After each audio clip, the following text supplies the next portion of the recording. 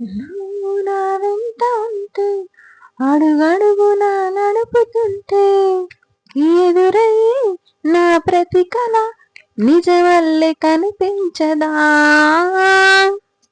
Hello అండి, అందరు ఎలా ఉన్నారు?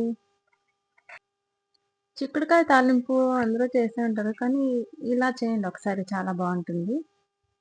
ఏం లేదండి, చిక్కుడుకాయలన్నీ ఒలుచుకున్నాను, బాగా నీట్గా కడిగేసుకున్నాను. కడిగేసుకుని ఒక గిన్నెలో వేసేసుకుని కొంచెం వాటర్, కొంచెం సాల్ట్ వేసుకొని కొంచెం అట్లా కలుపుకోండి.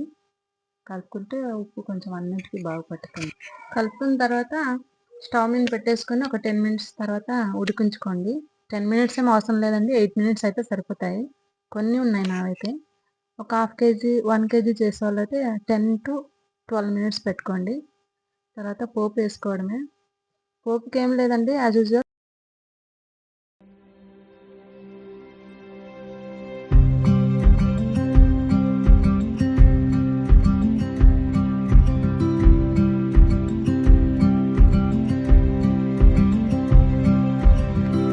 ఆయిల్ వేసుకున్న తర్వాత కొంచెం శనగపప్పు, ఉద్దిబ్యాళ్ళు, తర్వాత కొంచెం ఆవాలు, జీలకర్ర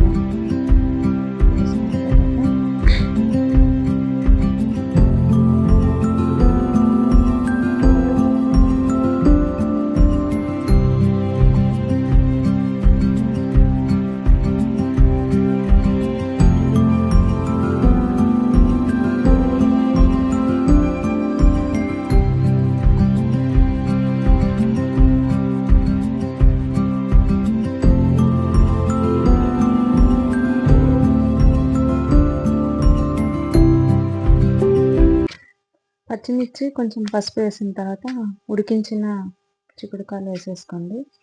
వేసుకున్న తర్వాత బాగా ఫ్రై చేయాలండి, తడి ఏం లేకుండా ఆయిల్లో బాగా రోస్ట్ చేసేస్తే బాగుంటుంది, టేస్ట్ బాగుంటుంది.